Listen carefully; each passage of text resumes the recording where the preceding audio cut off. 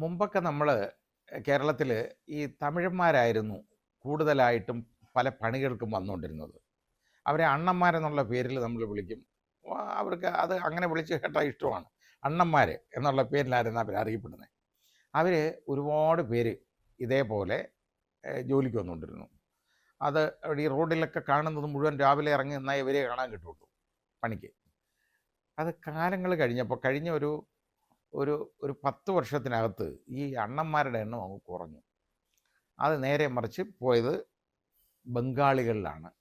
ബീഹാറികളുണ്ട് കേട്ടോ. അതേപോലെ തന്നെ ആസാംകാരുണ്ട്. പിന്നെ ഒറീസക്കാരുണ്ട്. അപ്പോൾ ഇപ്പോൾ ഒറീസക്കാരും ബംഗാളികളുമായിരുന്നു കൂടുതൽ. ബാക്കിയുള്ളവർ ബീഹാറികളൊക്കെ കുറഞ്ഞു. ആസാമികളും എണ്ണം കുറഞ്ഞിട്ടുണ്ട്. ആസാമിലേക്കൊക്കെ പോയവർ പോയവരൊന്നും തിരിച്ചു വന്നിട്ടില്ല. അപ്പോൾ അവർക്കൊരു ജീവിതമാർഗം ഉണ്ടെങ്കിൽ അവർ വരുന്നില്ലല്ലോ. ഇത് ഇപ്പോൾ ഈ കഴിഞ്ഞ ഇലക്ഷനോട് കൂടി ഇലക്ഷന് തൊട്ട് മുമ്പായിട്ട് വോട്ട് ചെയ്തില്ലെങ്കിലെല്ലാം പൗരത്വം നഷ്ടപ്പെടും എന്നുള്ള ഒരു പ്രചാരണം അതിനനുസരിച്ചായിരിക്കാം. ഏതായാലും എല്ലാം ടിക്കറ്റ് എടുത്ത് നേരെ അങ്ങ് പോയി. ഒറീസക്കാരും പോയി, ബംഗാളികളും പോയി. ഇപ്പം ഈ ആളുകൾ വളരെ കുറവാണ് ഇവിടെ. ബംഗാളികളുമൊക്കെ പോയവരാരും തിരിച്ചു വരുന്നില്ല. അങ്ങനൊരു വലിയ പ്രശ്നമുണ്ട്. ആ ബംഗാളികൾക്ക് വേണ്ടി ഇപ്പോൾ വലിയ പിടിവലിയാണ്. കാരണം ഇവിടെ ഇല്ല. അതിൻ്റെ കാരണം ഞാൻ പറയാൻ കാര്യം എന്താണെന്നറിയോ? നമ്മുടെ നാട്ടിൽ കിട്ടേണ്ട പണം പണ്ട് ഏതാണ്ട് ഒരു 50 കോടി രൂപയോളം ഈ പണികൾക്കായിട്ട് വരുന്നവർക്ക് ഒരു മാസം നോക്കിയാൽ ഒരു 50 കോടി രൂപ ഈ നമ്മുടെ കേരളത്തിൽ തന്നെ ചിലവാക്കുമായിരുന്നു. കാരണം ഇവിടുത്തെ ജോലിക്കാർക്ക് കിട്ടുന്ന പണമാണ്. പക്ഷേ ഈ 50 കോടി എന്ന് പറഞ്ഞു കഴിഞ്ഞാൽ ഇന്ന് ചിലപ്പം 1-2 കോടി രൂപയായിരിക്കും. കാരണം അത്രയും പണിക്കാർ കുറവാണ് നമ്മുടെ മലയാളികൾ. ബാക്കിയെല്ലാം ഈ പുറത്തുനിന്ന് വരുന്ന അന്യസംസ്ഥാന തൊഴിലാളികളാണ്. അതിഥി തൊഴിലാളികൾ നമ്മളൊരു പേരും കൊടുത്തവർക്ക്. കാരണം അവരെ അതിഥികളായിട്ട് കണക്കാക്കേണ്ടത് എങ്ങനെയെങ്കിലും അവരെ കാല് പിടിച്ച് ഇവിടെ നിർത്തണമല്ലോ. അതാണ് കാര്യം. അപ്പോൾ എല്ലാ ജോലിക്കും ഇവിടെ ആളില്ല. ഇപ്പോൾ എവിടെ പോയാലും ആളില്ല. ഉദാഹരണമായിട്ട് എനിക്ക് കുറച്ച് വെളിച്ചെണ്ണ ആട്ടാനുണ്ട്, കൊപ്ര. അത് നോക്കിയപ്പോൾ സംഭവം എന്തോ തരിക, അവിടെ ചെന്ന് മില്ലിലോട്ട് കൊണ്ടുവന്നപ്പോൾ എന്താ, അയ്യോ അവൻ പോയിട്ട് വന്നിട്ടില്ല, ബംഗാളി പോയിട്ട് വന്നില്ല, അതുകൊണ്ട് ഇപ്പോൾ ആട്ടാൻ പറ്റത്തില്ല.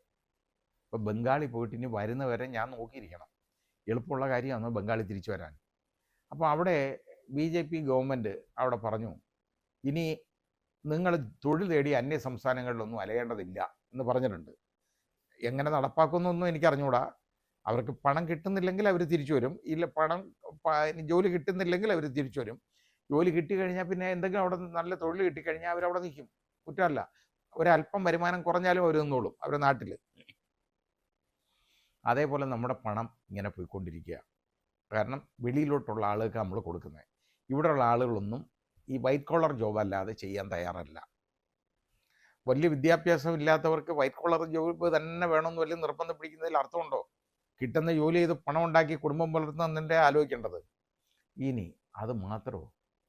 നമുക്കിപ്പോൾ നോക്കിക്കഴിഞ്ഞാൽ വിദേശത്തു നിന്നുള്ള വരുമാനം, ഇപ്പോൾ ഗൾഫ് കൺട്രീസിൽ നിന്നൊക്കെ ഉള്ള ഇങ്ങോട്ടുള്ള പണവരുമാനം എന്ന് പറയുന്നത് കുറഞ്ഞുകൊണ്ടിരിക്കുക. വളരെ വളരെ കുറഞ്ഞുകൊണ്ടിരിക്കുകയാണ് അത്. അപ്പം നേരെ മറിച്ച് ഇവിടുന്ന് നമുക്ക് വെളിയിലേക്ക് ചിലവാക്കുന്നതോ ഒരുപാട് കൂടിക്കൊണ്ടിരിക്കുകയാണ്. അതായത് 1 കോടി രൂപ വരെ ചിലവാക്കിയാണ് ഓരോരുത്തർ പല രാജ്യങ്ങളിലേക്കും, കാനഡ, അമേരിക്ക, അതുപോലെ തന്നെ യൂറോപ്യൻ കൺട്രീസ് ഇവിടെയൊക്കെ പോകുന്നത്. എങ്ങനെയായാലും ഒരു 20 ലക്ഷം മുതൽ മുടക്കിയാലേ അവിടെ പോകാൻ പറ്റുള്ളൂ. അങ്ങനെ ഒരുപാട് ഈ പണം, നമ്മുടെ ഇവിടുത്തെ പണം വെളിയിലേക്ക് നമ്മൾ പോവാണ്. അത് അങ്ങോട്ട് പോയിക്കൊണ്ടിരിക്കുകയാണ്. അവിടുന്ന് ഇങ്ങോട്ട് വരുമാനമില്ല. ഈ അടുത്ത കാലത്ത് കോട്ടയത്ത് വെച്ച് ഒരു നല്ല ഒരു മീറ്റിംഗ് നടന്നു, ഒരു സംഘടന നടത്തി. അതായത് റിട്ടയർഡ് പ്രിൻസിപ്പൽസ് അസോസിയേഷൻ എന്ന് പറയുന്ന ഒരു അസോസിയേഷൻ ഉണ്ട് കേട്ടോ. കോളേജ് പ്രിൻസിപ്പൽമാർ റിട്ടയർ ചെയ്തത് അവരെ അത് ഇനാഗുറേറ്റ് ചെയ്യാൻ എന്നെ അവർ വിളിച്ചുകൊണ്ട് പോയി. കോട്ടയത്ത് ഒരു ഹോട്ടലിൽ വെച്ചായിരുന്നു. നല്ലൊരു സമ്മേളനമായിരുന്നു കേട്ടോ. അവർ നല്ല ആരോഗ്യകരമായ ചർച്ചകളുമൊക്കെ നടന്നതാണ്. ഞാൻ ഉദ്ഘാടനം ചെയ്തിട്ട് പോകുന്നതേ ഉള്ളൂ. എന്നാലും അതിനകത്ത് ഉണ്ടായിരുന്ന subject brain drain or brain gain എന്നുള്ളതായിരുന്നു. ബ്രെയിൻ ഡ്രെയിൻ എന്ന് നമ്മൾ പറയുന്നത് നമ്മുടെ ഇവിടുത്തെ ബ്രെയിൻ അങ്ങോട്ട് ഒലിച്ചു പോവുക. അതായത് അമേരിക്ക, കാനഡ, ജർമ്മനി, ഫ്രാൻസ്, അതുപോലെ സ്വിറ്റ്സർലൻഡ്, പിന്നെ ഏറ്റവും കൂടുതൽ ഇപ്പോൾ കൊണ്ടുവന്ന ഹോളണ്ട്, നെതർലൻഡ്സ്, ഹോളണ്ട് തുടങ്ങിയ രാജ്യങ്ങളിലേക്ക്. പിന്നെ ഗൾഫ് കൺട്രീസിൽ നമുക്ക് പറയേണ്ട, അത് നമ്മൾ പണ്ട് ഇല്ല ബസ്സിൽ കയറി നമ്മൾ കൊല്ലത്ത് പോകുന്ന പോലോ അല്ലെങ്കിൽ കോട്ടയത്ത് പോകുന്ന പോലുള്ള കാര്യമുള്ളൂ ഇപ്പോൾ ഇവിടുന്ന് അവിടെ വരെ പോയിട്ട് വരുന്നതിന്. അപ്പോൾ ഇതേപോലെ നമ്മുടെ ആളുകൾ അങ്ങോട്ട് പോയിക്കൊണ്ടിരിക്കുക. ഈ ആരാ പോകുന്ന ചെറുപ്പക്കാരാണ്. ഇപ്പോൾ വയോജനങ്ങൾക്ക് വേണ്ടി ഇവിടെ കമ്മീഷൻ ഉണ്ടാക്കിയെന്ന് ഞാൻ പറഞ്ഞിട്ട് പറഞ്ഞല്ലോ, ആ കമ്മീഷൻ ഉണ്ടാക്കുന്നത് ആ വയോജനങ്ങൾക്ക് വേണ്ടിയുള്ള കാര്യം. ഇനി അതേ ഇവിടെ നടക്കുകയുള്ളൂ. കാരണം ഇവിടെ വയോജനങ്ങൾ മാത്രമേ കാണുള്ളൂ. ജപ്പാനിലെ പോലാണ് വരാൻ പോകുന്നത്. ചെറുപ്പക്കാരെല്ലാം മുഴുവൻ അങ്ങ് വിദേശത്തായിരിക്കും, ഇവിടെ കാണത്തില്ല. ഇവിടെ മൂത്ത് നരച്ച വയസ്സന്മാർ, എന്നെ പോലുള്ള ആളുകൾ, അവരൊക്കെ ഇവിടെ കാണുള്ളൂ. ഇനി വളരെ കുറയും. അല്ലാതെ ചെറുപ്പക്കാരുടെ എണ്ണം ഗണ്യമായിട്ട് കുറയും. കാര്യം അങ്ങ് വിദേശത്ത് എല്ലാവരും വിദേശത്തോട്ട് പോയിക്കൊണ്ടിരിക്കുക. എന്തിനിവിടെ കിടക്കണം? അതിന് നമുക്ക് ഇവരെ ഇവിടെ പിടിച്ചു നിർത്താനുള്ള ഒരു നല്ല മാർഗം നമ്മൾ നോക്കണം. ഗവൺമെൻറ്റിനോട് എനിക്കുള്ള ഒരു അഭ്യർത്ഥനയാണത്. ശ്രീ വി ഡി സതീശൻ അത് ശ്രദ്ധിക്കേണ്ട ഒരു കാര്യമാണ്. ഈ ചെറുപ്പക്കാർ നമ്മൾ ഇവിടെ വിട്ടു പോകാതിരിക്കാൻ എന്ന് പറഞ്ഞാൽ ഇവിടുന്ന് അതിനെ തടസ്സം ചെയ്യല്ലേ വേണ്ടത്. വിട്ടുപോകാതിരിക്കാനുള്ള മാർഗം എന്ന് പറയുന്നത് അവർക്ക് നല്ല ഓപ്പർച്യൂണിറ്റീസ് കിട്ടണം, അവസരങ്ങൾ കിട്ടണം. SFIയോ DYFIയോ ആണെങ്കിൽ മാത്രമേ പിൻവാതിലൂടെ കയറാൻ പറ്റൂ എന്നുള്ളൊരു കാഴ്ചപ്പാടങ്ങ് മാറണം. ആരും പിൻവാതിലൂടെ കയറണ്ട, മുൻവാതിലൂടെ കയറിയാൽ മതി എന്നൊരു തീരുമാനം വേണം. അടുത്ത തീരുമാനം എന്ന് പറയുന്നത് ഇവർക്ക് വളരെ, അതായത് അട്രാക്റ്റീവായിട്ടുള്ള ഓപ്പർച്യൂണിറ്റീസ് അവർക്ക് കൊടുക്കാൻ ഉള്ള, അത് പ്രദാനം ചെയ്യാനുള്ള ഒരു നടപടി എടുക്കണം. നല്ല വിദ്യാഭ്യാസം, അവർക്ക് നല്ല കോഴ്സുകൾ പഠിക്കണം. ഇവിടുന്ന് കൂടുതൽ ആളുകളും ഈ വെളിയിലേട്ടൊക്കെ പോയല്ലേ, ബാംഗ്ലൂരൊക്കെ പോയല്ലേ പഠിച്ചുകൊണ്ടിരിക്കുന്നതും ഒക്കെ കൂടുതലും. അതെല്ലാം ഇവിടെ അവർക്ക് കിട്ടണം. അതിനുള്ള ഒരു സംവിധാനം ഇവിടെ വേണം. ഉണ്ടെങ്കിൽ ഇത് മറ്റ് സംസ്ഥാനങ്ങളിലേക്കും പോകത്തില്ല, അതേപോലെ തന്നെ വിദേശങ്ങളിലേക്ക് അവർ പോകാതിരിക്കും.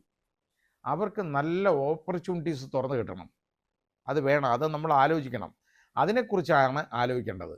അല്ലാതെ ഈ നവകേരള സദസ്സും അതുപോലെ പിന്നെ കേരളീയവും ഒക്കെ നടത്തി ആ പൗരപ്രമുഖരെയൊക്കെ വിളിച്ച് ചാപ്പട് കഴിക്കുന്ന പരിപാടി വേണ്ട, അതങ്ങ് മാറ്റണം.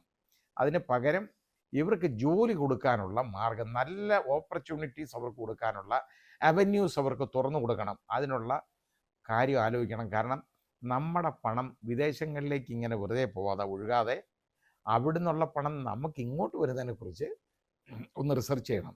എന്നാലേ നമ്മുടെ ഇൻഫ്രാസ്ട്രക്ചറൊക്കെ നമുക്ക് വളർത്തി നമ്മുടെ ജീവിത സൗകര്യങ്ങൾ, നമ്മുടെ ജനങ്ങളുടെ ജീവിത സൗകര്യങ്ങൾ വളർത്താൻ പറ്റുള്ളൂ. അതാലോചിക്കണം. അഴിമതി അവോയ്ഡ് ചെയ്യണം, അതിനുള്ള ശ്രമങ്ങളും ചെയ്യണം. അതാണ് വേണ്ടത്.